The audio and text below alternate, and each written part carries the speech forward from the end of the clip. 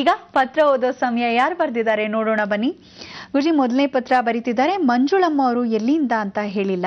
ಪೂಜ್ಯ ಗುರುಜಿಯವರಿಗೆ ಸಾಷ್ಟಾಂಗ ನಮಸ್ಕಾರಗಳು ಅಂತ ಹೇಳ್ತಾ, ಗುರುಜಿ ಸಾಕಷ್ಟು ಬಾರಿ ಪತ್ರ ಬರೆದಿದ್ದೀನಿ, ದಯವಿಟ್ಟು ಈ ಪತ್ರಕ್ಕಾದ್ರೂ ಉತ್ತರಿಸಿ ಅಂತ ಹೇಳ್ತಿದ್ದಾರೆ. ಅವರು ಮೊದಲಿಗೆ ಗಾರ್ಮೆಂಟ್ಸ್ ಅಲ್ಲಿ ಕೆಲಸ ಮಾಡ್ತಿದ್ರಂತೆ ಗುರುಜಿ, ಆದ್ರೆ ಈಗ ನನ್ನ ಕೈಲಿ ಆಗ್ತಿಲ್ಲ, ಯಾಕಂದ್ರೆ ಧೂಳಿನಿಂದ ಆಸ್ತಮಾ ಪ್ರಾರಂಭ ಆಗೋಯ್ತು, ಹಾಗಾಗಿ ಬಿಟ್ಬಿಟ್ಟೆ ಗುರುಜಿ. ನಂಗೆ 3 ಜನ ಮಕ್ಕಳು, 2 ಗಂಡ್ಮಕ್ಳು 1 ಮಗಳು. 2 ಗಂಡ್ಮಕ್ಳು ಕೂಡ ಪ್ರೀತಿಸಿ ಮದ್ವೆ ಆಗಿ ಹೊರಟು ಹೋದ್ರು. ನನ್ನ ಮಗಳಿಗೆ ವಿಚ್ಛೇದನ ಆಗಿದೆ, ನನ್ನ ಜೊತೆನೇ ಇದ್ದಾಳೆ, ಅವಳಿಗೂ 1 ಮಗಳಿದ್ದಾಳೆ ಅಂತ ತುಂಬಾ ದುಃಖಿಸ್ತಿದ್ದಾರೆ. ನಮ್ಮ ಯಜಮಾನ್ರು ಇದ್ದಷ್ಟು ಕಾಲನೂ ಕುಡ್ದು ಎಲ್ಲ ಕಳೆದ್ಬಿಟ್ರು. ನಾನು ಬಡ್ಡಿ ಕಟ್ತಾನೇ ಇದ್ದೀನಿ ಗುರುಜಿ.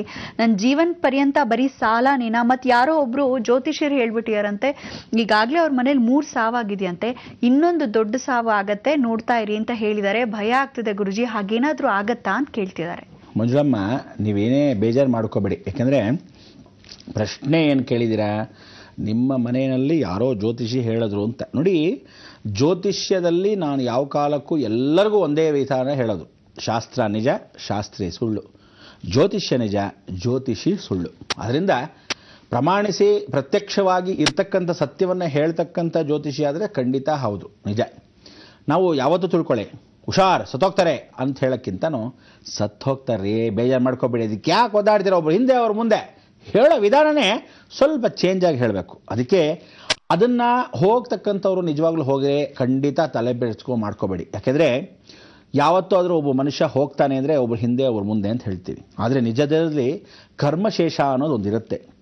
ಹೇಳಿರೋದು ಸುಳ್ಳಾಗಬೇಕು ಅಂದರೆ ನೀವೇನು ಮಾಡಬೇಕು, ಪ್ರಯತ್ನ ಪಟ್ಟು ಯಾವ ಕಾಲಕ್ಕೂ ಭಗವಂತನ ಹತ್ರ ಹೋದರೆ ಎಂಥ ಜ್ಯೋತಿಷ್ಯ ಆದರೂ ಎಂಥ ವಿಚಾರವಾದರೂ ಸುಳ್ಳನ್ನು ಮಾಡ್ತಾನೆ. ಸುಳ್ಳನ್ನು ಮಾಡ್ತಕ್ಕಂಥವನು ದೇವರೊಬ್ಬನ ಕೈಯಲ್ಲೂ ಮಾತ್ರ ಸಾಧ್ಯ, ಬೇರೆ ಯಾರ ಕೈಯಲ್ಲೂ ಸಾಧ್ಯವಿಲ್ಲ. ಆದರೆ ನೀವು ಕೇಳಿರ್ತಕ್ಕಂಥ ಪ್ರಶ್ನೆ ಏನು ಅಂದರೆ, ಶುಕ್ರ ವಾಪಸ್ ಬಂದರೆ ಅಪಮೃತ್ಯು ಸಂಕೇತ ಇದೆಯಾ? ಅವಳಿಗೊಂದು ಮಗಳು, ಮತ್ತೆ ಒಂದು ಹೆಣ್ಣು, ನೀವೊಂದು ಹೆಣ್ಣು, ನಿಮ್ಮ ಮಗಳಿಗೊಂದು ಹೆಣ್ಣು, ಆ ರೀತಿಯಾಗಿ 3 ತಲೆಮಾರು ಹೆಣ್ಣೆ ಆಗೋದು. ಆ ಹೆಣ್ಣು ಅಂದರೆ ಶುಕ್ರ ಜಾಸ್ತಿ ಇದ್ದಾನೆ. ನಿಮಗಿರ್ತಕ್ಕಂಥ 3 ಕಾಟಗಳೇನು? ಶುಕ್ರ, ರಾಹು ಅಂದರೆ 2 ಹೆಣ್ಣಿನ ಗ್ರಹಗಳು. ನಾವು ಹೆಣ್ಣು ಗ್ರಹಗಳು ಅಂತ ಯಾವ್ದು ಹೇಳ್ತೀವಿ? ಚಂದ್ರ, ರಾಹು ಮತ್ತು ಶುಕ್ರ, ಈ 3 ಹೆಣ್ಣು ಗ್ರಹಗಳೇ. ಆದರೆ ನಿಮಗೆ ಚಂದ್ರ ಬಹಳ ಮುಖ್ಯ. ಮನೋವ್ಯತೆ ಏನು, ಯಾರೋ ಹೇಳ್ಬಿಟ್ರು ಅನ್ನೋ ಮನಸ್ಸು ಸ್ಥಾಪ ಹಾಗೆ ಮಾಡ್ಕೊಂಡ್ಬಿಟ್ಟಿದೆ. ಸೊ ಚಂದ್ರ, ಶುಕ್ರ, ರಾಹು 3 ಹೆಣ್ಣಿನ ಗ್ರಹ ಆಗಿರೋದ್ರಿಂದ ಜಗನ್ಮಾತೆ ಆಗಿರತಕ್ಕಂಥವಳನ್ನ ಹೆಣ್ಣು ರೂಪದಲ್ಲಿ ಶಕ್ತಿಯುತವಾಗಿರ್ತಕ್ಕಂಥ ಅಮ್ಮನವ್ರನ್ನ, ರಾಹು ಅಂದರೆ ದುರ್ಗಾ, ಚಂದ್ರ ಅಂದರೆ ಸಾಕ್ಷಾತ್ ಪಾರ್ವತಿ ದೇವಿ, ಅವಳು ಪಾರ್ವತಿ ಅಂದರೆ ದುರ್ಗಾ ಸ್ವರೂಪದಲ್ಲೇ ಇರತಕ್ಕಂಥವಳು. ಶುಕ್ರ ಅಂದರೆ ಮಹಾಲಕ್ಷ್ಮಿ, ದುರ್ಗಾಲಕ್ಷ್ಮಿಯ ಸ್ಮರಣೆಯನ್ನು 18 ವಾರಗಳು ಅಥವಾ 18 ದಿನಗಳ ಕಾಲದಲ್ಲಿ ಸ್ಮರಣೆಯನ್ನು ಮಾಡಿಕೊಂಡ್ರೆ ಬಹಳ ಉತ್ತಮ. ನೀವು ಮಂಜುಳಮ್ಮ, ನೀವು ಖಂಡಿತವಾಗ್ಲೂ ಮಾಡ್ತಕ್ಕಂಥದ್ದು ಇಷ್ಟೇ, ದುರ್ಗಾ ಸ್ಮರಣೆ, ದುರ್ಗಾ ಸ್ಮರಣೆ, ದುರ್ಗಾ ಸ್ಮರಣೆ.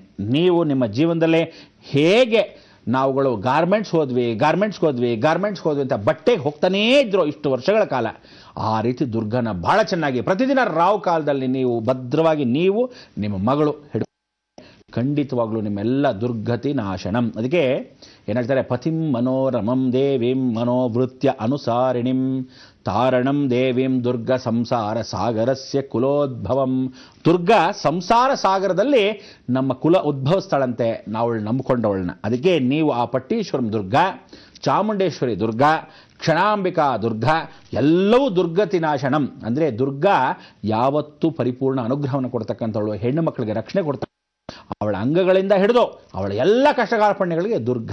ಅದಕ್ಕೆ ನೀವೇನು ಮಾಡಬೇಕು, ಪ್ರತಿದಿನ ರಾಹುಕಾಲದಲ್ಲಿ ದುರ್ಗಾ ಅಷ್ಟೋತ್ರ ಹೇಳ್ಕೊಳ್ಳಿ, ಪ್ರತಿದಿನ ರಾಹುಕಾಲದಲ್ಲಿ ದುರ್ಗಾ ಸಪ್ತಶತಿ ಹೇಳ್ಕೊಳ್ಳಿ, ದೇವಿ ಖಡ್ಗಮಾಲ ಸ್ತೋತ್ರವನ್ನು ಹೇಳ್ಕೊಳ್ಳಿ, ದುರ್ಗಾ ಅಷ್ಟೋತ್ರವನ್ನು ಹೇಳ್ಕೊಳ್ಳಿ. ಹೀಗೆ ಆ ದುರ್ಗಾನ ಭದ್ರ ಹಿಡ್ಕೋಬೇಕಾದ್ರೆ ನೀವೇನು ಮಾಡಬೇಕು, ನಿಂಬೆಹಣ್ಣನ್ನು ಪರಿಪೂರ್ಣವಾಗಿ ಅಮ್ಮನವರಿಗೆ ದುರ್ಗಾಗೆ ರಾವು ಕಾಲದಲ್ಲಿ ಮಂಗಳವಾರ, ಶುಕ್ರವಾರ, ಭಾನುವಾರ ಎತ್ಕೊಂಡು ಹೋಗಿ ಹಾಕಬೇಕು.